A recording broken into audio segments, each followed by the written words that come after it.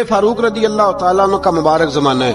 حضرت عمر نے فوج بھیجی ایران کے حکمران کے ساتھ جہاد کرنے. ایران کے بادشاہ نے 2 عیسائی جاسوس بھیجے. کہنے لگا ذرا پتہ تو کرو مسلمانوں کا رات کا طریقہ کیا ہے, میں صف بندی کراتا ہوں. وہ ساری رات صف بندی کراتا رہا. 2 جاسوس آئے مسلمانوں کی معلومات کرنے. معلومات کر کے جب واپس گئے تو حضرت عمر فاروق رضی اللہ تعالیٰ عنہ کے سپاہیوں کو دیکھا, غور سے پلٹے. تو بادشاہ کہنے لگا کیا حال دیکھ کے آئے ہو؟ کہنے لگا سارے مسلح پہ بیٹھے ہوئے ہیں. جتنے گھنٹے ہم وہاں رہے ہیں مجاہدین مسلح پہ رہے ہیں. یوں لگتا ہے جیسے ان کا دنیا داری سے کوئی تعلق. اور کہنے لگے بادشاہ کوئی ایسی طاقت ہے جس کو وہ بلا رہے تھے, کوئی ایسی قوت ہے جس کو وہ پکار رہے تھے. ہمیں بھی وہاں کھڑے ہو کے محسوس ہوتا تھا کہ ہاں کوئی ہے جو آ جائے گا ان کی مدد کے لیے, کوئی ہے جو پہنچے گا ان کی مدد کرے گا. ایران کا بادشاہ کہنے لگا مجھے سمجھ آ گئی ہے, وہ جسم کی طاقت سے ہی نہیں لڑتے, وہ کوئی غیبی طاقت ہے جس سے وہ لڑتے. بھائی وہ غیبی طاقت بھی تو ہمارے پاس ہم نے ناراض کر لیا نا, وہ بھی تو نہیں نا, مسجد کا رخ بھی تو کوئی نہیں. اور میں نے پچھلے جمعے بھی کہا تھا, پھر کہتا ہوں, وہن ہو گیا امت کو. نبی پاک نے فرمایا امت کو وہ کیا ہے, دنیا سے محبت ہو گئی ہے, موت سے کراہت ہو گئی, وہن ہے. صحابہ کرام کو موت سے بڑا پیار تھا, موت سے بڑی محبت کر. ہماری طرح نہیں, وہ کہتے تھے مریں گے تو منو مٹی, تو وہاں ٹھیک ہے عذاب قبر حق ہے, لیکن میں کہا کرتا ہوں سالوں کے بعد جو پردیس سے ماں کے پاس آئے, ماں اسے عذاب نہیں دیتی, اس کا ماتھا چوما کرتی ہے. اور بھائی جو رب کریم کی بارگاہ میں جائے گا تیرا کیا خیال ہے, گل سڑ جائے گا؟ مدینے والے حبیب نے فرمایا قبر المومن روضۃ من ریاض الجنہ. فرمایا میرا مومن جب قبر میں جاتا ہے تو اللہ جنت کے سارے دروازے کھول لیتا ہے, وہ تو اللہ کی رحمت میں پہنچتا ہے. کون کہتا ہے مومن مر گئے, وہ تو قید سے چھوٹے اپنے گھر گئے. کون کہتا ہے قبر میں عذاب ہے تو صرف عذاب ہی ہے, ہاں مجرم کو سزا ملے گی, لیکن مومن ہمیشہ جہنم میں, وہ بالآخر جنت میں جائے گا, بالآخر جنت میں جائے گا. اور کسی درویش نے بات کی, وہ کر کے چلے گئے, پر کمال ہی کر گئے. کہنے لگے دوزخ میں میں تو کیا, میرا سایہ نہ جائے گا, کیونکہ رسول پاک سے دیکھا نہ جائے گا. نبی پاک سید عالم علیہ السلام کے غلام تو دیکھو نا, ساری زندگی عمر فاروق بخاری پڑھو تو صحیح, ساری زندگی عمر ہر نماز کے بعد کہتے تھے اللہم ارزقنا شہادت فی سبیلک, اللہ بسترے پہ موت نہ دینا, موت مجھے شہادت کی دینا. حضرت سیدنا مولا علی شیر خدا کرم اللہ تعالیٰ وجہہ الکریم ساری زندگی کہتے رہے اللہ علی نے میدان میں عمر گزاری ہے, اسے شہادت کی موت عطا فرما. وہ بھائی یہ تو شہادتیں مانگنے والے. حضرت امام حسین میدان کربلا میں کھڑے تھے, شمر کہنے لگا حسین تیری چاروں جانب موت ہے. تو آپ فرمانے لگے تجھے ابھی ہمارا پتہ ہی نہیں, موت سے تو ہمارا پیار چلتا ہے. اور فرمایا یہ شہادت تو ہمارا پیچھا کرتی ہے, پہنچ جاتی ہے جہاں ہم ہوتے ہیں. موت سے ڈر آ رہا ہے, مسلمان کا مرنے کو دل نہیں کرتا, ورنہ وہ اتنی بڑی کوٹھی میں کون رہے گا. مرنے کو دل اس لیے نہیں کرتا کہ وہ جو 6 کروڑ 10 کروڑ ڈالر لوٹ کے رکھے, مر گئے تو کھائے گا کون. وہ فقیر فاقہ مست تھے, ان کا گھر ہی کوئی نہیں تھا, ان کے بینک بیلنس ہی کوئی نہیں تھے. وہ کہتے تھے گھر ہمارا ہے وہ جو ہمارے رب نے تیار کیا ہوا ہے, ہمارا بینک بیلنس ہے وہ جو ہمیں جنت میں جا کے ملے گا. ان کا تو یہ کھاتا ہی کوئی نہیں تھا, اس لیے وہ شہادت کی. حضرت عمر بن جموع رضی اللہ تعالیٰ عنہ میدان احد میں 4 بیٹے لے کے آئے. کتنے بیٹے بول کے بتائے؟ 4 بیٹے لے کے عمر بن جموع آئے, اور خود ایک ٹانگ سے لنگڑے سے آپی ہے, ٹانگ چھوٹی ہے. حضور کے سامنے کھڑے ہوئے کہا محبوبہ میرے 4 ہی تھے, میں 4 لے آیا ہوں, قبول کر لیں. تو حضور نے فرمایا تو کیوں تلوار اوڑے آیا ہے, یہ تو نے کیوں گلے میں اسلحہ ڈالا ہوا ہے؟ کہا یا رسول اللہ میں نے بھی تو جانا ہے نا. تو حضور نے فرمایا 4 بیٹے جو ہیں. تو حضرت عمر بن جموع نے بات کی, صحابہ کہتے ہیں ہم لبوں سے مسکرا رہے تھے, آنکھوں سے رو رہے تھے. کیا عجیب انداز ہے. حضور نے فرمایا عمر 4 بیٹے جو آ گئے تو رہنے دے. حضرت عمر رو پڑے, کہنے لگے محبوبہ کیا لنگڑے جنت میں نہیں جائیں گے؟ کیا حضور میں لنگڑا ہوں تو میرے لیے جنت کوئی نہیں؟ میرے حبیب پاک سید عالم صلی اللہ علیہ وسلم نے فرمایا عمر تو ضرور جنت میں جائے گا. کہا محبوبہ پھر بچے بعد میں جائیں گے, میں پہلے میدان میں جاؤں گا. ایک بی بی 4 بیٹے لے کے آئی احد میں. کہا محبوبہ کل کمائی تھی میں لے آئی ہوں, میرے پاس کوئی اور شے ہوتی تو میں بچا کے نہ رکھتی. بیٹے دے کے نا حاضری لگوا کے تو واپس دروازے پہ لے گئی. تو حضرت سیدنا عبداللہ ابن عمر فرماتے ہیں بی بی بول رہی تھی تو میرا جذبہ جہاد بڑھ رہا تھا. اپنے بیٹوں کو کہنے لگی میں تمہیں حضور کے پاس چھوڑ کے جا رہی ہوں. جب تم میدان میں گرو گے تو میں تمہیں دیکھنے آؤں گی. دیکھنا تمہاری پشت پہ کوئی زخم نظر نہ آئے. جتنے تیر کھانے ہوئے سینے پہ کھانا, جتنے تلواروں کے نیزوں کے زخم برداشت کرنے ہوئے یہاں کھانا, پشت پہ زخم نظر نہ آئے. حضرت عبداللہ ابن عمر فرماتے ہو بی بی کی گفتگو میرا جذبہ جہاد بڑھا رہی تھی. ایک بی بی 3 سال کا 4 سال کا بیٹا لیے رو رہی ہے, احد کا دن ہے. سہیلیاں پوچھتی ہیں تو کیوں روتی ہے؟ وہ کہتی ہے دیکھو میرا خاوند بھی بدر میں شہید ہو گیا, بھائی اور باپ بھی. دل کرتا ہے کوئی جوان بیٹا ہوتا تو آج مصطفیٰ کے ساتھ اسے ہی بھیج دیتی. کوئی جوان میرے پاس ہے ہی 3 سال کا تو کیا کروں, 3-4 سال کا بچہ کیا کرے گا؟ پتہ نہیں کیا دلیل آئی. اچانک اٹھی, بیٹے کو سینے سے لگایا, کپڑا ڈالا, مسجد نبوی پہنچ گئی. حضرت بلال کہتے ہیں مجھے ملی. کہنے لگی بلال مجھے پتہ ہے حضور تیاری کرا رہے ہیں جنگ کی, پر 2 منٹ اگر میری ملاقات ہو جائے. بلال حبشی کہنے لگے حضور ہم ایک بی بی ضد کر رہی ہے.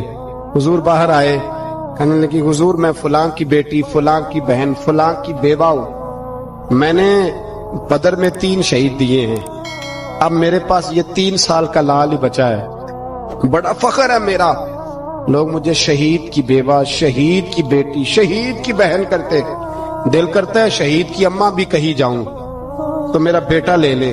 سیدنا بلال کہتے ہیں حضور مسکرائے, کہنے لگے یہ 3 سال کا نونہال کیا کرے گا؟ کہتے ہیں اماں کا عجیب جذبہ ہے. کہنے لگی محبوبہ سنا ہے اسلحہ بھی تھوڑا ہی ہے, ڈھالیں زیادہ کوئی نہیں, میرا بیٹا ساتھ رکھ لیں. جب آپ کی طرف کوئی تیر آیا نا تو میرا بیٹا ڈھال کے اس کو ڈھال بنا کے آگے کر دینا. محبوبہ ڈھال تو بانی سکتا ہے نا. حضرت بلال فرماتے ہیں مصطفیٰ کریم نے فرمایا جا میں نے قبول کیا.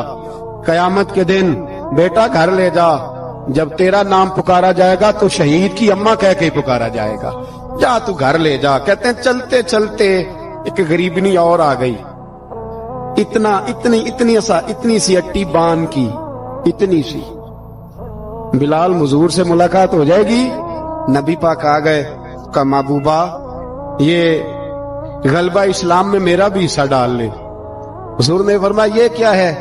کہنے لگی حضور خامد فوت ہو گیا, اولاد اللہ نے بے نیازی سے دی نہیں, سویرے چرخہ کاٹ کے رزق حلال کھاتی ہوں.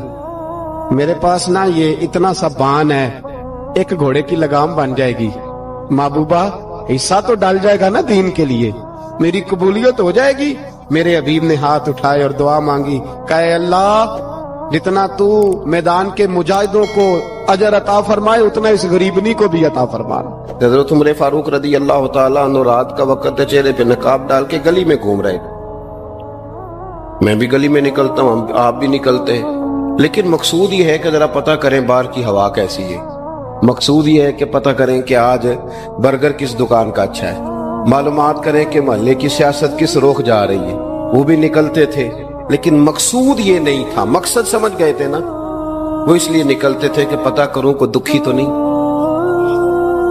کوئی تکلیف میں تو نہیں, کوئی آزمائش میں تو نہیں. دیکھیں نا کام وہی ہے, میں بھی کرتا ہوں, آپ بھی کرتے ہیں, ساری دنیا کرتی, لیکن وہ ایکم احسن عملا, کردار کس کا ستھرا ہے, ذہن کس کا اونچا ہے, ذوق کس کا بڑا ہے. زندگی وہ بھی بتا گئے, ہم بھی گزار رہے ہیں, لیکن وہی کمزور باتیں اور وہی روایتی گفتگو اور وہی لب و لہجہ اور وہی دنیا داری کے مخصوص سی ہماری گفتگو, فلاں کیا کر رہا ہے, کہاں پہنچ گیا. اگر پیسے کسی نے نہیں کمائے تو کہاں نکھٹو ہے تب نہیں کمائے, اور اگر زیادہ کما لیا تو کہنے لگے 1 نمبر طریقے سے تو نہیں کمائے جا سکتے. یہ کوئی غلط رستہ بڑی گفتگو ہے, بس نشستن گفتن برخاستن. تو اعلیٰ کام اعلیٰ کردار ان لوگوں, حضرت عمر گزر رہے تھے تو غلام ساتھ تھا. ایک شخص کو دیکھا کہ مدینے کے باہر خیمہ لگایا ہوا ہے. بھئی خیریت ہے, یہاں خیمہ کو لگایا؟ کہنے لگا امیر المومنین سے ملنے آیا. رات ہو گئی تھی تو سوچا یہیں قیام کر لیتا ہوں, صبح ان سے ملوں گا. تو فرمایا اندر کسی کے درد سے کراہنے کی آواز آتی ہے. کہنے لگا میری بیوی ہے. اور بچے کی ولادت کا وقت آ گیا تکلیف میں. حضرت عمر دوڑے گھر گئے, اپنی اہلیہ سے کہنے لگے نیکی کمانے کا ارادہ ہے؟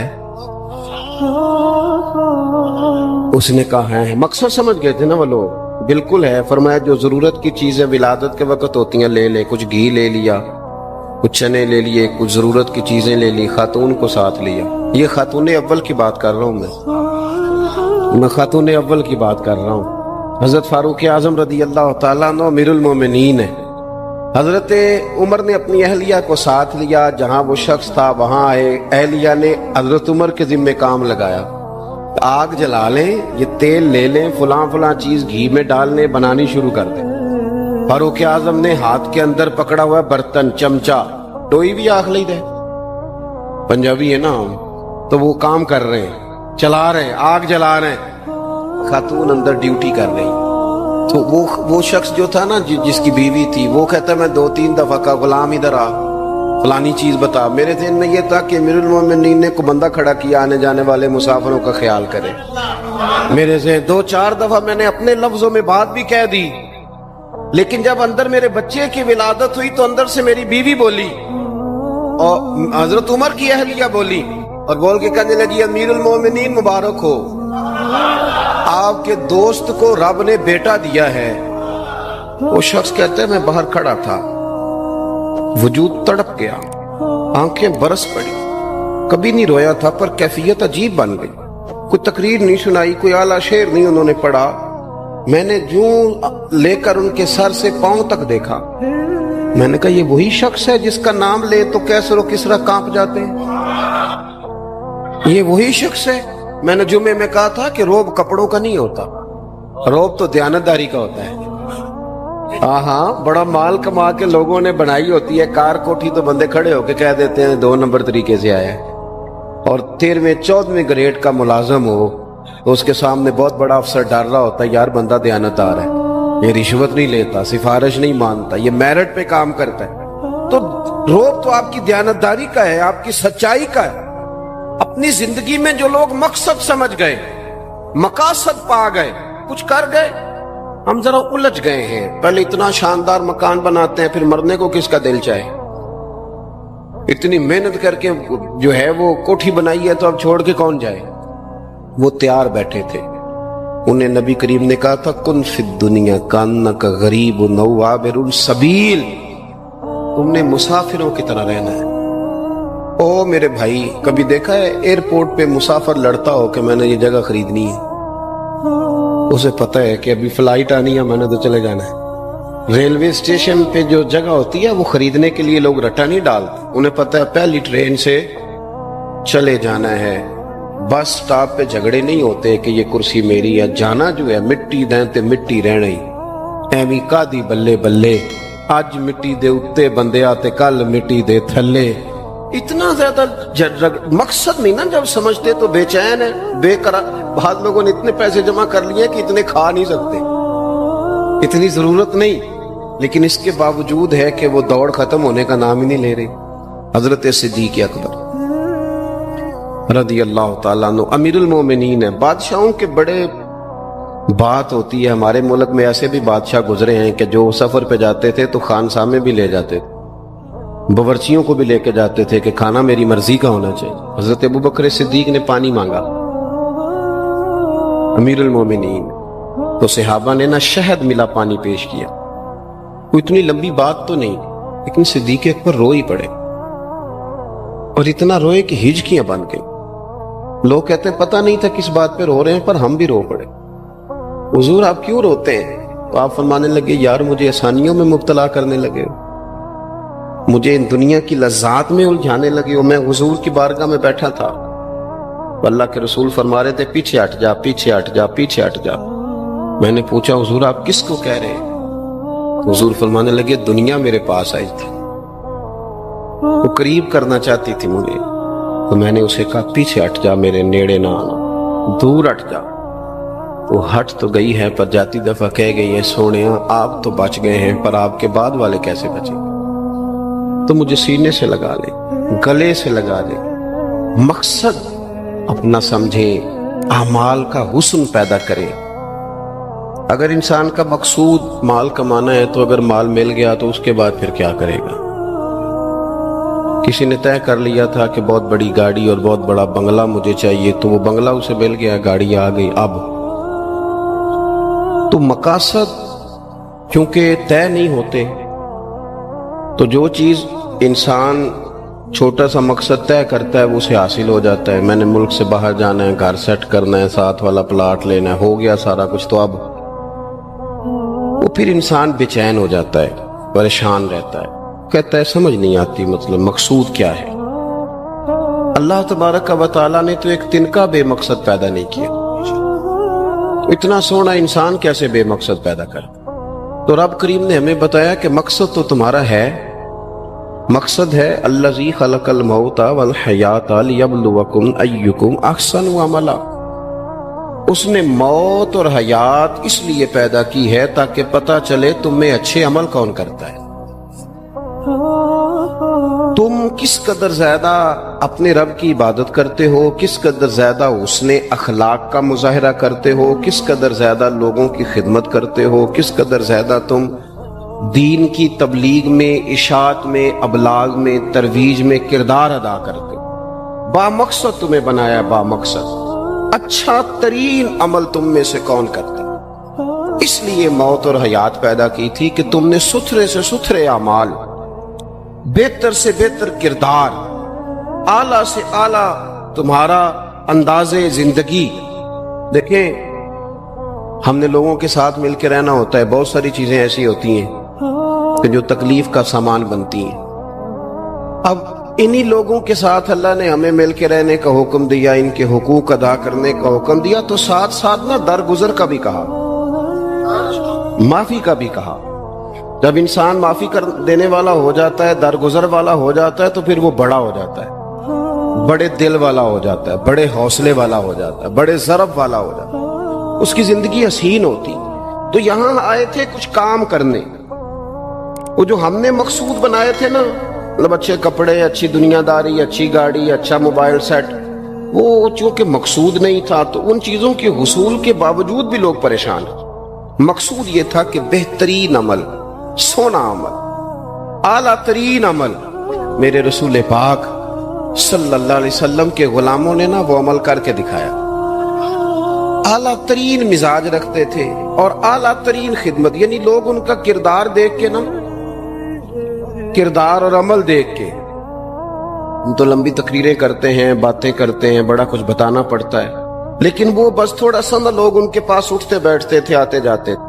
اتنی دوڑ ہے کہ آگے بڑھ کے اور لینا ہے، اور لینا ہے، عالم مزید کا رٹا، وہ سمجھ گئے ہم نہ اڑے ہوئے ہیں۔ بہت سارے لوگ ایسے ہیں جنہیں صحیح بات کا پتہ چل گیا ہے، وہ فیصلہ کرنے میں دیر کر رہے ہیں، انہیں سمجھ آ گئی ہے کہ بہتر یہی ہے کہ میں وقت پہ مسجد آیا کروں، انہیں سمجھ آ گئی ہے بہتر یہ ہے کہ سویرے اٹھ کے نا واٹس ایپ بعد میں دیکھوں، پہلے قرآن پاک کی زیارت کر لیا کر۔ سمجھ انہیں ہے، سمجھ ہے کہ باتیں زیادہ کرنے سے بہتر ہے درود و سلام زیادہ پڑھا جائے، پتہ انہیں ہے، وہ فیصلہ ہی نہیں کر رہے، ارادہ نہیں بنا رہے، توجہ نہیں کر رہے۔ جب بہت زیادہ بندہ دنیا داری میں الجھ جاتا ہے نا، بہت زیادہ، آسانیاں تو بندے کو جینے نہیں دیتی۔ پہلے انسان کہتا ہے کہ موٹر سائیکل ہو جائے نا تو چلو سفر آسان ہوگا، پھر موٹر سائیکل کہتا ہے ٹائر 2 ہیں، 4 ٹائروں والی ہونا، چلو مہران ہی ہو جائے خیر ہے، لیکن مہران میں بیٹھتے ہی اسے خیال آتا ہے کہ اس کی تو سیٹیں تنگ ہیں، پھر اس سے بڑی گاڑی چاہیے۔ یہ روز دوڑ ہے، 5 فقیروں کسے نہیں ماریا، اے ہوئی چور اندر دا، یہ دوڑ ہے، یہ ختم۔ حضرت ابوبکر صدیق رضی اللہ تعالیٰ عنہ امیر تھے، ہمیں تو نا جی ایک سے ایک کھانا، اور آج یہ نہیں کھانا، آج میری مرضی کا کھانا، یہ میری مرضی کا، یہ میرے بچے کی مرضی کا، یہ فلانے کی مرضی کا، وہ خواہشات کا انبار۔ اور نفس بچے کی طرح ہوتا ہے، خواہش پوری کرو تو فوراً ہی دوسری بھی بتا دیتا ہے، دوسری پوری کرو تو تیسری کی بھی خبر دے دیتا ہے۔ ہم نا چونکہ الجھ جاتے ہیں، پھر وہ الجھاؤ ہمیں باہر نہیں نکلنے دیتا۔ اگر تھوڑا تھوڑا کر کے، میرا مطلب یہ ہے کہ زندہ رہنے کے لیے روٹی کھانی ہے نا، مثلا روٹی کا لطف کتنی دیر ہوتا ہے، جتنی دیر منہ میں چباتے ہیں، اس کے بعد ختم۔ تو کپڑا تو پہننا تھا بدن چھپانے کے لیے، اس میں وہ کدھر سے آ گئی ساری کہانیاں جو آج بن گئی. اور اتنے میں نے عجیب و غریب نظام دیکھا ہے کہ نوجوان ہے، اچھا بھلا سیانا آدمی، کپڑے اس نے تازے سلوائے ہیں اور 99 لوگوں نے کہا صحیح لگ رہا ہے، تو صرف ایک نے کہا نہیں ٹھیک لگ رہا. وہ پریشان ہو جاتا ہے، کہتے بھی اس کا کچھ کرو. کیوں؟ اس لیے کہ یہی سارا مقصود سمجھ لیا ہے، کپڑے پہننا، اسی میں الجھ جانا. میں اکثر دوستوں سے کہتا ہوں، میں خود کسی دوسرے کی بات نہیں کرتا، بہت زیادہ عمر نہیں میری، میں خود جایا کرتا تھا. شادی کوئی آ گئی تو 2-3 دن پہلے ابا جی کہتے تھے پرانے جوتے کچھ گنڈوا لا، کچھ پالش کرا لا، توڑے میں ڈال کے جانا موچی کے پاس، اس نے کچھ سیٹ کر دینے. اب کہاں رہ گیا جی یہ کام؟ چھٹی نہیں ہو گئی. اب کون سا ایسا سلسلہ ہے؟ وہ جو کہیں سے کپڑا تھوڑا پھٹ جاتا تھا نا تو اماں اس کو اس طرح پیوند کراتی تھی کہ ڈیزائن بھی بن جاتا تھا اور کام بھی چل جاتا. کدھر گیا وہ دور؟ لیکن تکلیف دیکھ لیں آج پہلے سے زیادہ ہے، لڑائی پہلے سے زیادہ ہے، آزمائش پہلے سے زیادہ ہے. کیوں؟ جتنی بھی خواہشات آپ بڑھاتے جائیں گے نا مقصد فوت ہوتا جائے گا. جتنی بھی مقصود سفر کرنا ہے، گاڑی دکھانا تو مقصود نہیں نا، لیکن ہمیں وہ والی گاڑی چاہیے کہ لوگ ایک دفعہ انگلی منہ میں ڈالیں کہ وہ اس گاڑی پہ بیٹھا ہوا ہے. ہم مقصد سے پیچھے ہٹیں گے جب پھر تکلیف میں آئیں گے، پھر آزمائش. زندگی میں ہم نے جو چیزیں مینج کی ہیں وہ ساری دوسروں کے لیے، ہمارے لیے کوئی شے بھی نہیں. ولیمے پہ گئے تاکہ برادری راضی ہو جائے، تعزیت کے لیے گئے تاکہ محلہ راضی ہو جائے، فلانا کام کیا تاکہ لوگ جو ہیں وہ میرے حق میں ہو جائیں. ساری زندگی دوسروں کے لیے جی کے گزار دی، اور آپ نے 99 نیکیاں کی، ایک خامی آئی تو لوگ تو وہ تھے جو پھر بگڑ گئے. بہتر نہیں بندہ رب کو ہی راضی کرے. واللہ ورسولہ احق ان یرضوہ، اللہ اور اس کے رسول کا زیادہ حق ہے کہ انہیں راضی کیا جائے، ان کا زیادہ حق. اپنی زندگی میں معاملات کو ترتیب دیں، ایک مخصوص ذہن بنائیں. اتنا سویرے قرآن شریف پڑھنا ہے، اتنا درود پاک، اور یہ راز ہو ہمارا اور ہمارے رب کا، یہ راز ہو. اتنی دیر مصلی پہ بیٹھنا ہے. میرے ایک دوست ہیں ڈاکٹر صاحب، میں بیٹھا تھا تو وہ ایک شخص کو کہہ رہے تھے تیرے دل میں کچھ باتیں ہیں نکال دے تاکہ تیری ٹینشن ریلیز ہو جائے، تیری صحت ٹھیک ہو جائے گی. تو بندہ کہہ رہا تھا اچھا ٹھیک ہے ڈاکٹر صاحب. تو میں نے کہا کہ اگر آپ اجازت دیں تو ایک بات میں بھی کر لوں. انہوں نے کہا آپ بھی کر لیں. تو میں نے کہا ڈاکٹر صاحب کچھ دکھ بڑے ذاتی اور نجی ہوتے ہیں، بندہ کسی کے سامنے کہہ ہی نہیں سکتا، بڑے ذاتی قسم کے ہوتے ہیں. وہ آپ کسی کے سامنے جتنا مرضی کوئی قریبی ہو، وہ بندے کی اپنی اندر کی کچھ ایسی تکلیفیں ہوتی ہیں اندر کی. آزم گنڈاں دے وچ گنڈاں 10 کیڑی کھولا، بڑے مسئلے ہوتے ہیں، آپ کیسے بیان کر سکتے ہیں؟ سوال ہی نہیں پیدا ہوتا. تو کہنے لگا پیر صاحب حال تو ہوگا نا. میں نے کہا بالکل ہے. ہمیں ہمارے دین نے دعا سکھائی ہے، جو کسی سے نہیں کہہ سکتے وہ اپنے رب سے کہہ دو. اللہ کے حضور عرض کر دو، کشکول طلب دراز کر کے کہہ دو مالک یہاں پریشان ہوں. وہ بڑا کریم ہے، عطا بھی کرے گا اور پردہ پوشی بھی فرمائے گا. اپنے اللہ کے ساتھ اپنا تعلق مضبوط کریں. اپنی زندگی میں حسن اعمال کا پیدا کریں، اعمال کا، کہانیوں کا نہیں، باتوں کا نہیں، تصویروں کا نہیں، نئی سے نئی پکچر کا نہیں، اعمال کا. اور خوبصورت ترین طریقہ ہو. دیکھیں نا مشکل سے بھی تو نماز پڑھنی ہے نا. سویرے ابا بڑے غصے میں تھے تو پھر مجھے اٹھنا ہی پڑا، تو اس طرح بھی تو پڑھنی ہے. تو اگر بندہ ذوق سے اٹھے اور ذرا سونا کر کے وضو کرے اور ذرا صحیح کر کے مصلی بچھائے اور سجدہ کرے تو ذرا ذوق سے کرے. مجھے سوز دے، مجھے ساز دے، مجھے نیم شب کا نیاز دے، دم سجدہ خود کو میں توڑ دوں، مجھے ایسا ذوق نماز دے. اس ذوق کے ساتھ آگے بڑھے. مقاصد جب بندہ سمجھ جاتا ہے نا، مقاصد، پھر اس کے لیے آسانی ہوتی ہے. میں نے عرض کیا تھا زیادہ باتیں نہیں کرنی، مقصود تو ایک پیغام دینا ہے. اب ہم نے جانے والوں کے لیے کیا کرنا ہے؟ ایک تو یہ کہ اپنا مقصد ٹھیک کرنا ہے کہ جو رخصت ہو گئے اپنے بزرگوں کو نہ یاد رکھیں. اصل کام ہے ان کو کھول کے بتائیے. سال کے بعد ختم، بڑی اچھی بات ہے. سسماہی، ششماہی، سیماہی سب ٹھیک ہے، ان کو یاد رکھیں. حضور نہ یاد رکھتے تھے، اپنی والدہ کا ذکر کرتے، اپنے والد کی بات کرتے، اپنے دادا کا ذکر کرتے. اپنے جانے سیدہ خدیجہ الکبریٰ رضی اللہ تعالیٰ عنہ وصال کر گئیں تو حضرت عائشہ کہتی ہیں حضور اکثر گھر میں ان کا ذکر کرتے. اپنے بزرگوں کو یاد رکھیں، ان کا ذکر کریں. ان کو نا والد کے لیے نا والد ہونا شرط ہے، پی ایچ ڈی ہونا شرط نہیں. والد کے لیے والد ہونا شرط ہے، مفتی ہونا شرط. والد ان پڑھ بھی ہو تو بچے کو سمجھانے کا سلیقہ سے اللہ اسے عطا کاری دیتا ہے. ماں بالکل ان پڑھ بھی ہو تو بچوں کو سمجھانے کا طریقہ اللہ اسے ان سے سیکھے. میرے والدہ اور والدہ دونوں اپنا نام نہیں لکھ سکتے تھے، تو میں اپنے دوستوں سے کہتا ہوں مجھے کبھی موقع ملے تو میں کئی جلدوں میں کتاب لکھ سکتا ہوں اپنے ماں باپ. اس لیے کہ وہ جو ہمیں سکھا گئے، جو بتا گئے، وہ انہی کا خاصہ تھا. تو اپنے والد، ایک تو جانے والوں کو یاد رکھیں، دوسرا ان کے لیے دعا کریں تو درد سے کریں، سونی کر کے کریں، صحیح کر کے کریں، اکیلے بیٹھ کے کریں. دعا کا سب سے زیادہ تعلق آپ کے دل کی آواز کے ساتھ ہوتا ہے. اور جس طرز میں حضور نے ہمیں حدیث سکھائی ہے نا، اس رنگ میں کبھی آپ حدیث کو سیکھیں، سمجھیں نا. حضور فرماتے ہیں جس طرح دریا میں ڈوبنے والا سہارا تلاش کرتا، دریا میں اسے کتنی کو جلدی ہوتی ہے، ہوتے لگ رہے ہوتے ہیں. وہ اس طرح کا نہیں ہوتا کہ میں عصر کی نماز کے بعد پھر آؤں گا تجھے نکالنے، اس طرح تو نہیں نہ ہوتا. دریا میں ڈوبنے والا اس طرح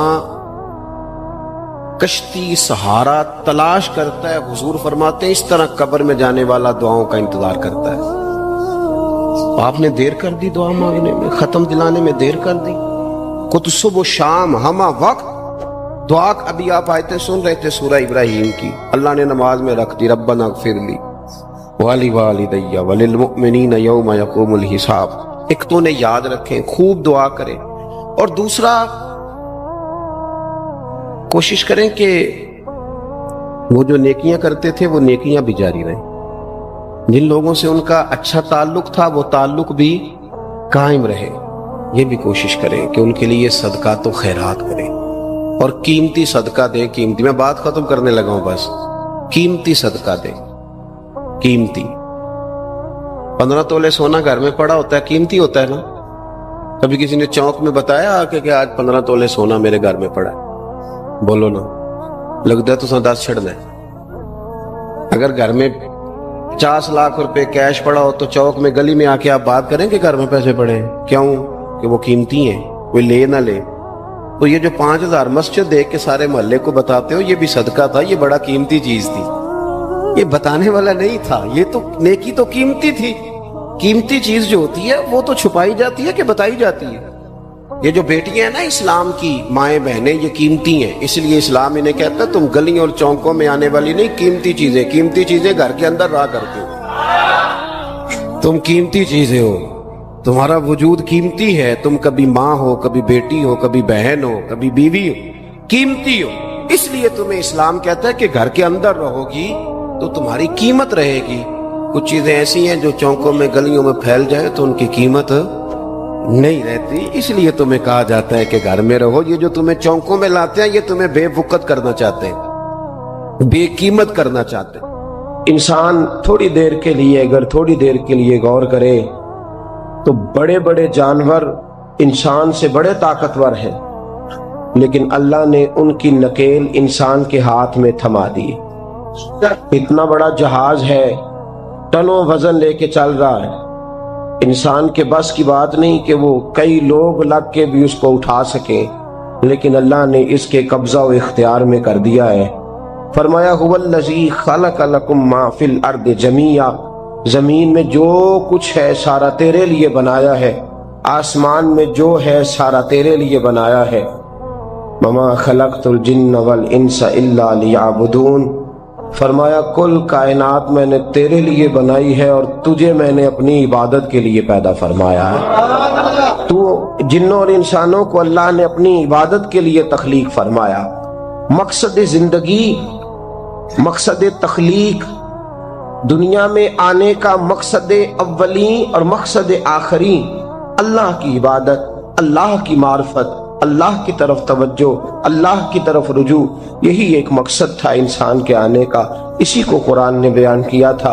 اپنے اپنے مقاصد، درود شریف پڑھنے والوں سے بلند صلاۃ و سلام علیک یا سید یا رسول اللہ. اپنے اپنے مقاصد، اپنے اپنے معاملات کو ہم نے ترتیب دے لیا ہے. صبح سے شام تک کے معاملات سارے کے سارے ہمارے ذاتی، نجی اور ہمارے اپنے بنائے ہوئے مقاصد کے تحت گزر رہے ہیں، حالانکہ رب کریم نے فرمایا کہ انسان میں نے تجھے اپنی عبادت کے لیے بنایا ہے، اپنے لیے تجھے بنایا ہے، تو میری بارگاہ میں سجدہ ریز ہو، تو میری بارگاہ کی طرف توجہ کرے، تو میرے لیے تسبیح پڑھے، تو تہلیل کے جملے بولے، تو تکبیر کہے، تو میرے محبوب پہ نازل ہونے والے قرآن کی تلاوت کرے۔ تجھے تو اس لیے بنایا تھا۔ عبادت کا معنی یاد رکھیے گا، عبادت کا معنی فقط نماز پڑھنا نہیں، عبادت کا معنی صرف نماز پڑھنا نہیں، نماز عبادت کا ایک جز ہے، نماز عبادت کا ایک حصہ ہے۔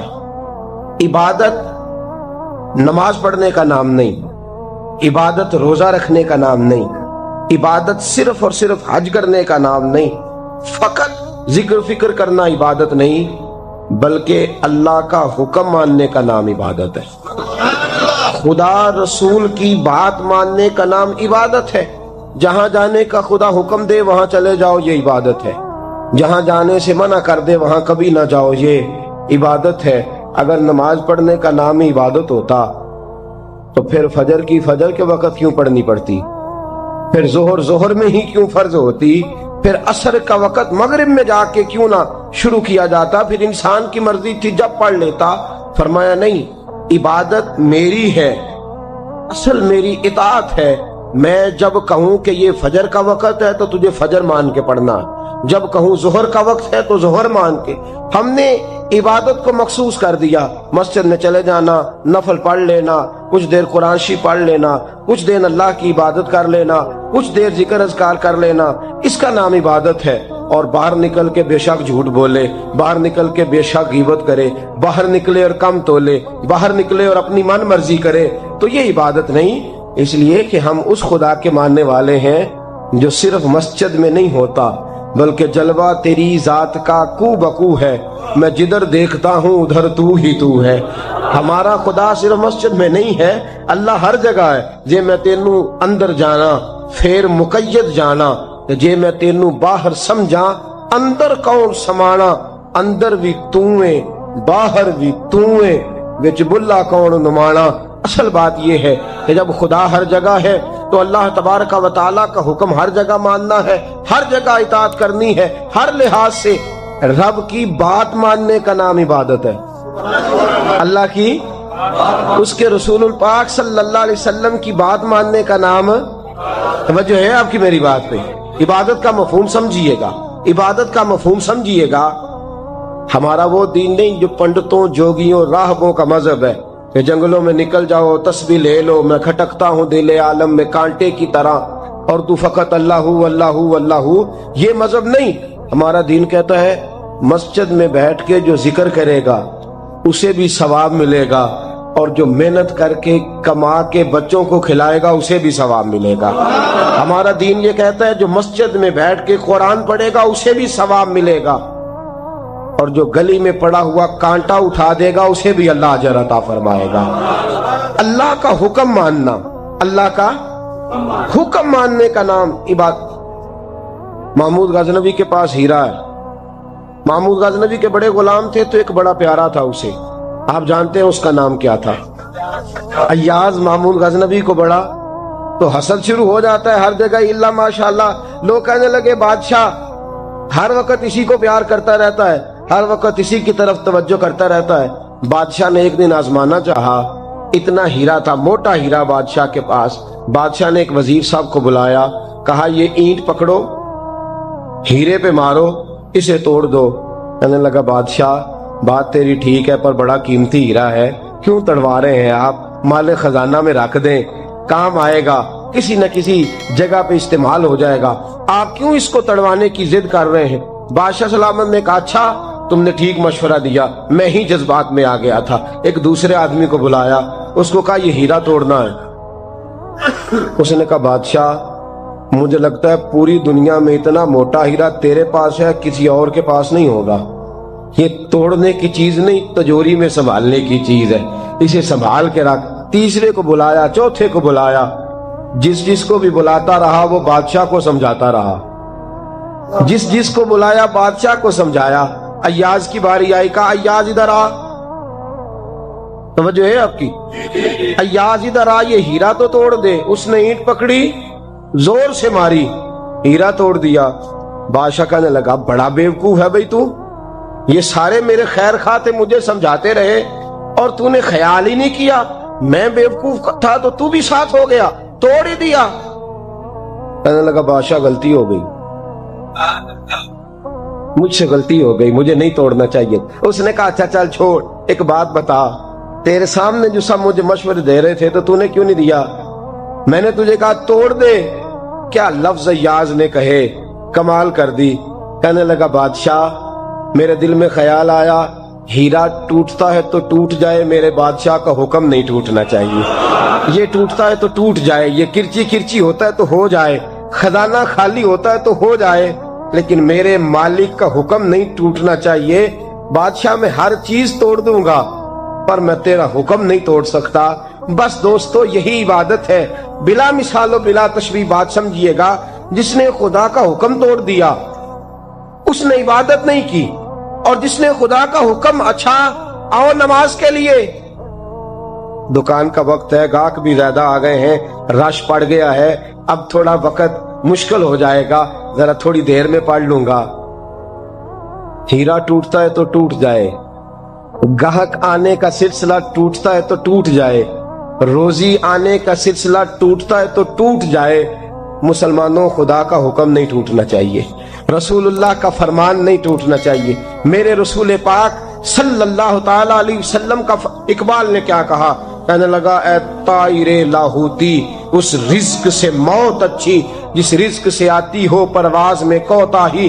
کہا خدا کا حکم نہ توڑ بیٹھنا، اور عبادت بھی جس کو اللہ کہہ دے وہ عبادت ہے.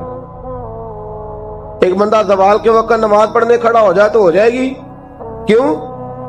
نماز نہیں پڑھ رہا. اچھا میں آپ کو روایت سناتا ہوں، شیر خدا مولا کائنات حضرت علی المرتضی رضی اللہ تعالیٰ عنہ فرماتے رسول پاک صلی اللہ علیہ وسلم نے ہمیں منع فرمایا یا جب عید الفطر کا دن ہو یا عید الاضحیٰ کا دن ہو تو تم نے کیا کرنا ہے؟ فجر کی نماز پڑھنی ہے، اس کے بعد اشراق چاشت نہیں پڑھنی، فجر سے لے کر عید کی نماز تک درمیان میں کوئی نماز نہ پڑھنا. جب عید کی نماز ہو چکے پھر تمہیں اجازت ہے جتنے مرضی نفل پڑھو، لیکن فجر سے لے کر عید تک تم کوئی اور نماز نفل درمیان میں نہ پڑھنا. حضرت علی المرتضی شیر خدا کا زمانہ ہے، عید کا اعلان ہو گیا، عیدگاہ میں لوگ کٹھے ہو رہے ہیں. ایک شخص دوڑا آیا، اس نے آ کے نماز کی نیت باندھ لی. توجہ ہے آپ کی؟ میں نے کہا عبادت ہے خدا کا حکم ماننے کا نام. حضرت علی رضی اللہ تعالیٰ عنہ نے نماز کے بعد اس شخص کو بلایا، فرمایا ادھر آ، تجھے نہیں پتا کہ جب تک عید کی نماز نہیں ہوتی کوئی اور نفل نہیں پڑھیں گے؟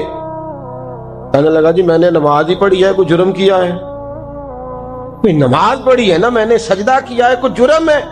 حضرت علی نے تلوار نکال لی، فرمایا جو مصطفیٰ کی سنت توڑ کے نفل بھی پڑھے گا میں اس کا بھی سر قلم کر دوں گا، جو رسول پاک کے حکم کے خلاف عبادت بھی کرے گا اس کو بھی قتل کر دیا جائے گا. توبہ کر. یاد رکھیے گا عبادت خدا رسول کی بات ماننے کا نام ہے. آپ سویرے 8 بجے اٹھ کے کھڑے ہو جائیں کہ میں نے تو فجر پڑھنی ہے، فجر کا وقت 8 بجے نہیں ہوتا، وہ گزر گئی 4 بجے، 4:15 بجے ہو چکا.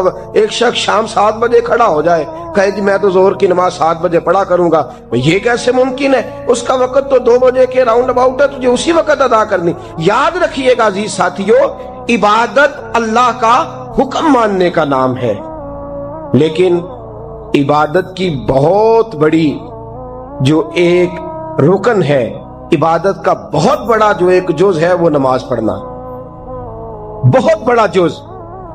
حضرت محمد بن ابی بکر حضرت صدیق اکبر کے صاحبزادے رضی اللہ تعالیٰ عنہ کیا فرماتے ہیں مسلمانوں بڑے نصیبوں والے ہو، بڑے نصیبوں والے ہو، تمہیں تو اللہ کی بارگاہ میں جانے کے لیے اجازت ہی نہیں لینی پڑتی، اللہ نے تمہارے لیے دروازہ ہی کھول دیا ہے. جب دل کیا، وضو کیا، نماز کی نیت باندھی، اللہ کے دروازے کھل گئے، اور بغیر کسی ترجمان کے تم نے اپنے رب سے بات کرنی شروع کر دی. عبادت ایسی نعمت ہے، اللہ کی بارگاہ میں کھڑے ہونا، سجدہ کرنا اتنی بڑی فضیلت کی بات ہے. یہ حدیث میرا خیال ہے آپ کو کبھی بھولنی نہیں چاہیے. سید عالم نور مجسم شفیع معظم صلی اللہ علیہ وسلم نے فرمایا بتاؤ اگر کوئی کسی کے گھر مہمان جائے تو میزبان اس کے ساتھ کیا سلوک کرے گا؟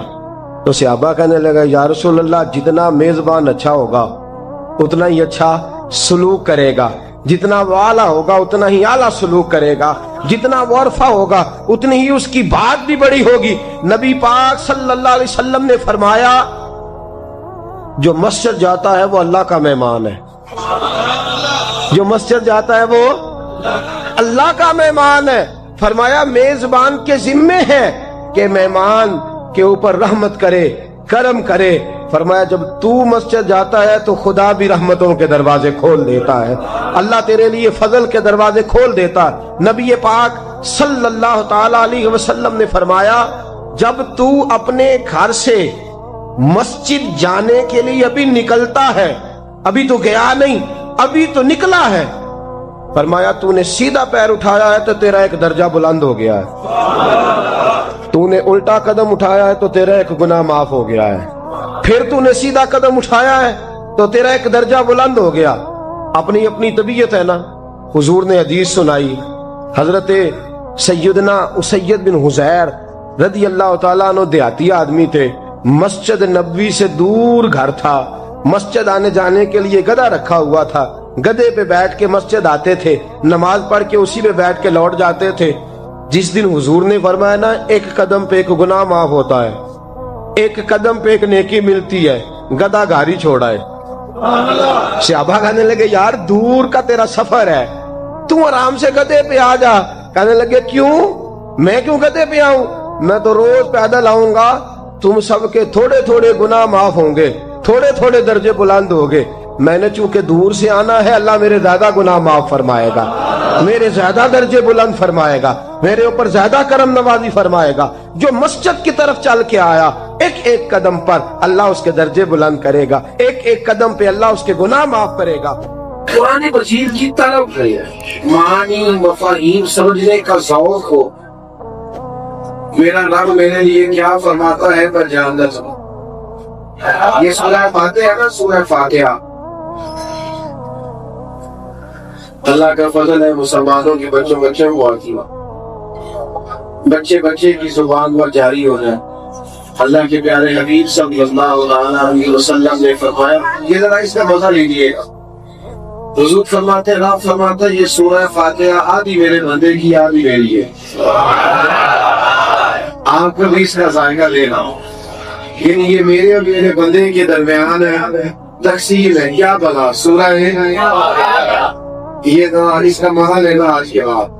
یہ بندے کے درمیان اللہ کے درمیان تقسیم ہے، وہ کریم ہے نا، اپنے فضل سے کہہ رہے تقسیم ہے۔ کیسے؟ بندہ کہتا ہے الحمدللہ رب العالمین الرحمن الرحیم مالک یوم الدین ایاک نعبد و ایاک نستعین، یہ اس نے اپنے رب کی حمد کی، اللہ کی تعریف کی، اللہ سے استعانت کا سوال کیا، اپنی ساری عبادتیں نیاز مندیاں اس کے حضور پیش کر کے نا، اب بندہ اپنا حصہ اپنے مالک سے طلب کرتا، کہتا ہے اہدنا الصراط المستقیم۔ دنیا میں سب سے زیادہ تکلیف میں وہ بندہ ہوتا ہے جو الجھا ہوا ہوتا ہے۔ ہم میں ساری باتیں کیسے آپ کو سمجھاؤں گا؟ تو بھائی ساری بندے کے پاس میں اس کے موجود ہو، قد بڑا اونچا ہو، رنگ بڑا پیارا ہو، لیکن اگر اس کے پشت پر کرتے پہ لکھا ہو کسی کو ملے تو فلان ڈریس میں موجود، شعور ہی نہ ہو، اس کے پاس ذہنی استعمال بھی نہ ہو، اور اس کے بعد کروڑوں روپیہ پہ ہو تو کس کام کا؟ ہدایت کا نور، شعور کی زندگی اتنی بڑی نعمت ہے۔ میں نے تھوڑی سی دنیا دیکھی ہے کہ ایسی آدمی ہے دنیاوی طور اور کئی ممالک میں بزنس کرتا ہے اور اس کی کمپنی کئی ملکوں میں جانی پہچانی جاتی ہے،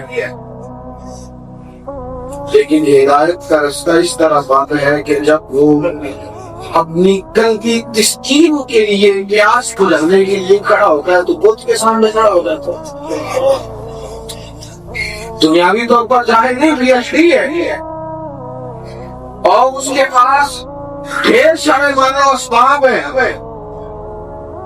اور میرے یاروں دیکھو تو سیدہ اتنی بڑی نعمت ہے کہ تم پیدا ہی عثمان کی گود میں ہوگا جس نے کہا کہ اشہد ان لا الہ الا اللہ.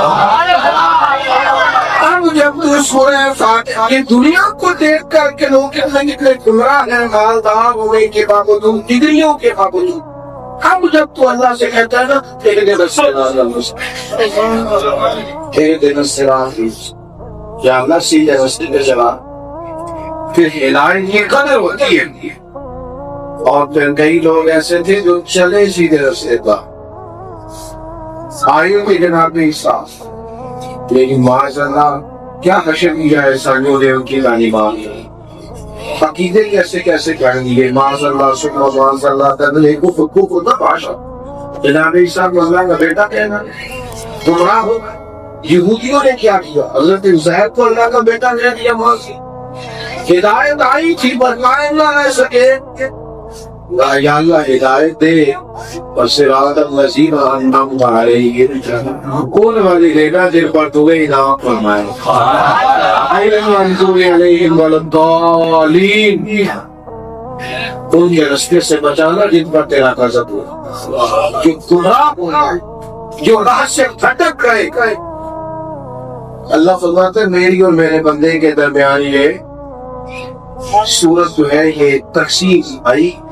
اگر آپ کا قرآن مجید کے ساتھ ہو جائے لگاؤ، اگر ہو جائے اسے سیکھنے سے پڑھا تو آپ یہی کریں جتنی لذت انسان کی روح کو قرآن مجید پڑھ کے نصیب ہوتی ہے، جتنی قرآن مجید پڑھ کے نصیب ہوتی ہے، ایک بہت پریشان دوست میرے پاس آئے اور سمجھدار ہیں، مالدار ہیں، بڑے لکھے ہیں اور معاملات دنیا میں سمجھتے ہیں، تو وہ آگے کہتے ہیں ایک کنجی کھولتا ہوں تو دوسری میں نے لیا اور پریشانی والی بن جاتا ہے. ساری زندگی یوں ہی گزر گئی ہے، ایک مسئلہ حل کیا دوسرا تیار رہا ہے. زندگی جبر مسلسل کی طرح کاٹی ہے. بڑی تکلیف میں ہوں. مجھے آپ بتائیں میں کیا پڑھوں؟ تو میرے ان دنوں خود زیر مطالعہ سورہ یوسف میں نے اسے کہا آپ غور سے سورہ یوسف کا مطالعہ.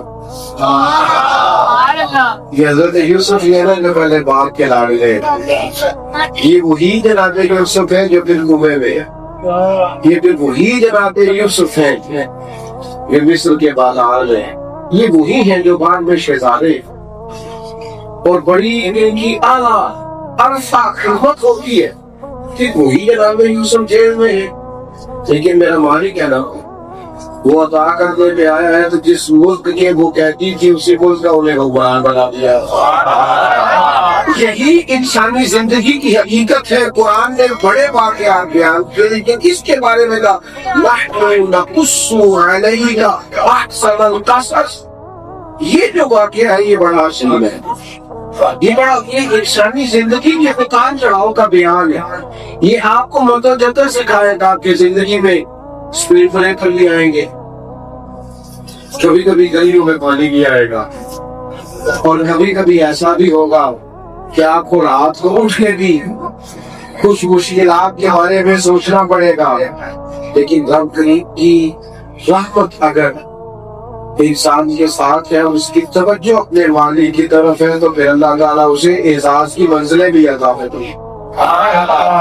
قرآن مجید سے دلچسپی پیدا کریں. قرآن مجید سورہ یاسین کو ہم دیکھتے ہیں، ایک مسئلے میں اللہ تعالیٰ نے دو نبی بھیجے، لوگوں نے بات نہیں مانی ایک اور گئے. اب یہاں نبی کو ارشاد کا کام کرنے والے جتنے پریشان ہوتے ہیں وہاں مجھے بولی اتنی محنت ہے اتنی جدت ہے، کچھ لوگ تو نہیں سنتے. 3 پیغمبر بھیجے ہیں، لیکن جب لوگوں نے بات نہیں مانی تو کیا جملہ کہا انبیاء نے، کیسا حسین ہے. کہا بھائی وما علینا الا البلاغ المبین، ہمارے ذمہ تو کھول کر بیان کرنا کو ہم نے کرنی ہے، باقی ہدایت تو اللہ کے راستے پر. تو میرے عزیز ٹھہراؤ پیدا ہوگا زندگی صفت کا تعین کرے گا. آپ محسوس کریں گے کہ ہم ایک ٹھہراؤ کا شکار ہے. جو بندہ جہاں بھی ہوگا عجیب سے اطمینان اپنی طبیعت میں پیدا کرے گا. شرط یہ ہے کہ وہ قرآن پاک کا طالب علم. قرآن مجید ہر شخص کو اس کے مقام پر قرار عطا فرمائے. تو آج میں تلاوت یہ کہ اس پر آتا ہوں اور اپنی بات کو سمیٹتا ہوں. ہمارے ہاتھوں میں اسلام کی جو سب سے بڑی صداقت موجود ہے وہ قرآن مجید، اور ہمارے پاس اس وقت نبی کریم علیہ السلام کا جو سب سے بڑا معجزہ ہمارے ہاتھوں میں موجود ہے وہ بھی قرآن مجید ہے. اب جو لوگ کہتے تھے آپ اپنے پاس سے آیات بنا چلا، چیلنج دیا قرآن کا. وَإِن كُنتُمْ فِي رَيْبٍ مِّمَّا نَزَّلْنَا عَلَىٰ عَبْدِنَا فَأْتُوا بِسُورَةٍ مِّن مِّثْلِهِ وَادْعُوا شُهَدَاءَكُم مِّن دُونِ اللَّهِ إِن كُنتُمْ صَادِقِينَ. اگر تمہیں اس میں کوئی شک ہے کہ ہم نے اپنے بندہ خاص پہ نازل کیا ہے تو اس جیسی ایک آیت تو بنا کے لاؤ. اور ایک بندے کا چیلنج نہیں، سارے کافر اکٹھے ہو گئے، سب اپنے حمایتیوں کو ایک جگہ. لمبی بات نہیں، صرف ایک آیت پوری سمجھ آئی یادوں میں خواہ. نوجوانوں سنو، اتنی بڑی دلیل. کیا وہ شعر و ادب سے واقف نہیں تھے؟ کیا اس وقت جو لوگ عرب کے مسئلے والے تھے وہ الفاظ کے غم و درد سے، حروف کے توڑنے اور جوڑنے سے آگاہ نہیں تھے؟ وہ تو دوسروں کو عجمی کہتے تھے. فساحت و بلاغت کا دعویٰ تھا بہت بڑا. لیکن قرآن مجید کے مقابلے کی ایک آیت حاصل ہے. بڑی خوبصورت بات لکھی ہے یہاں کی محمد مفتی احمد یار صاحب رحمۃ اللہ کی، بڑی کمال. مفتی صاحب رحمۃ اللہ نے فرماتے ہیں بندہ جتنی مرضی بڑی چیز بنا لے وہ نہیں بنا سکتا جو آپ نے بنایا.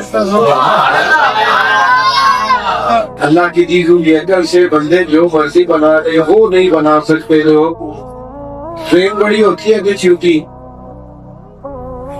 ٹرین ہی بڑی ہوتی ہے. یہ بھی آپ کو بتانا پڑے. ٹرین بڑی ہوتی ہے کہ لوگوں نے ٹرین بنانے کا کیوں ہی نہیں بنا سکتا؟ اس لیے جو اللہ نے بنایا ہے وہ بندے بنا سکتے ہیں. جگنے کی روشنی زیادہ ہے اس ٹیوب لائٹ کی زیادہ ہے. ٹیوب لائٹ بندوں نے بنا لیا، جگنوں کوئی نہیں بنا. اس لیے کہ جو رب کی تخلیق ہے بندے اس کا مقابلہ کر سکتے ہیں، وہ یہ اس کا مقابلہ کر سکتے ہیں، وہ اللہ کی شان. تو فرمایا تم ایک آیت لاؤ، لیکن وہ لا سکے کیوں نہیں لا سکے؟ خود ہی تو قرآن میں کہہ دیا فَإِن لَمْ تَفْعَلُوا، اگر نہ لا سکے وَلَن تَفْعَلُوا، اور ہرگز لا بھی نہیں سکے.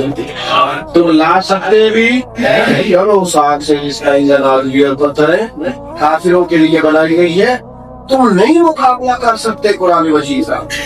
آپ رات کے پڑے دنیا میں علیم کون بنا کرتا ہے؟ آج بھی پڑے. لیکن ہم غیر نصابی صدقیاں بھی کرتے ہیں 100% 10. پورا ڈپلوما کرنے کے بعد فوراً نوکری مل جاتی ہے، کہتے چل پریکٹیکل کر دو گے. پھر جب جاب کے لیے ہم لیٹر دیں گے تو 2-4-5 لوگوں کی سی وی دیں گے نا، بلکہ 2 والا لیٹر کیا ہے جس کا ایکسپیرینس لیٹر ذرا بڑا ہو، تجربہ ذرا زیادہ ہو. تو بھئی آپ جتنا نصاب پڑھتے ہیں اس کے بعد بھی آپ کو پڑھنے کی ضرورت ہے، تجربے کی ضرورت ہے. میری بات کو سمجھیے گا. آپ 5 کتابیں بھی لگائے پہلی کلاس سے لے کر 10ویں کا، تو 50 کتابیں پڑھ لی ہے تو ایک قرآن مجید کیوں نہیں پڑھ سکے؟ اس کے مفاہیم پر غور کیوں نہیں کیا؟ آپ توجہ کریں، آپ غور فرمائیں، سے پڑھیں. کنز الایمان شریف رکھیں گھر میں، آپ آیات کو دیکھیں. اس بات کی سمجھ نہیں آتی یاد ہے اس کے حساب سے سوچے کہ اپنے علاقے میں جوانی کا جہاں سے ہم لوگ وابستہ وہاں سے اس کی تفصیلات میں صرف تھوڑی مہربانی کریں. پہلے بھی میں نے کہا تھا، پھر کہتا ہوں ہمارے دیسی لوگ بڑے عجیب بہانے کرتے ہیں. پاک میری طرح کے کہتے ہیں وہ زیادہ ہو گئی ہے، زبان موٹی ہو گئی، آپ کہاں سیکھیں گے؟ تو میں کہتا ہوں موبائل تو سامنے سیکھ لی ہے. کسی نے نہیں کہا جناب ہے واٹس ایپ کیسے کروں گا، ہاں تو ہو گئی ہے. آپ नाराज ना मुझसे होइएगा, मैं चूंकि कैमरों से बड़ा खाना रहता हूँ, हर जगह ये सवारी रहते हैं और जहाँ नहीं भी बनना चाहिए वहां भी छोटे बच्चों से लेकर ज़ईफ़ ऊपर बुजुर्गों तक सबको फोटो अपलोड करनी आ रही है ना, सबको लाइक्स कमेंट्स देखने आ गए हैं ना मेरे भाई। तो जितनी जदीद टेक्नोलॉजी आती है हम सारी इस्तेमाल कर लेते हैं, हमें समझ आ जाती है ना। घर में जितनी चीजें नहीं आई है वक्त के लिहाज से तो सारी लोगों ने इस्तेमाल करने सीख ली। थोड़ा सा ना जो जहाँ से बात शुरू की थी वहीं आता हूँ, तलब पैदा करें, तलब जिस चीज की तलब पैदा हो जाती है ना, तेरी तलाश में फिरा मैं जंगल पहाड़ और मस्त।